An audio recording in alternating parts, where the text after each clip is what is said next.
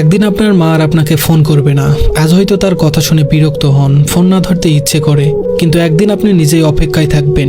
মা যদি আর একবার ফোন করতো। একদিন কেউ আর বলবে না, তোর মুখটা কেন শুকনো লাগছে, কিছু খেয়েছিস তো? যে মানুষটি নিজের সবকিছু বিসর্জন দিয়ে আপনার মঙ্গল চেয়েছে, নিঃস্বার্থভাবে ভালোবেসেছে, সে আর থাকবে না। আপনি চাইলেও আর সেই ভালোবাসার ছাই ফিরে যেতে পারবেন না। একদিন আপনার ভুলগুলোর জন্য কেউ আর শাসন করবে না। আজ হয়তো রাগ লাগে, বিরক্ত হন, কিন্তু সেই শাসনই একদিন অভাব হয়ে বুকে চেপে বসবে। একদিন যে ঘরে ঢুকলেই মা আপনার পছন্দের খাবার নিয়ে হাসি মুখে অপেক্ষা করতেন, সেই ঘরটি শুষণ পড়ে থাকবে। সেখানে খাবার থাকবে, রান্নার গন্ধ থাকবে, কিন্তু যে ভালোবাসা সবকিছুকে প্রাণ দিত, সেটি আর থাকবে না।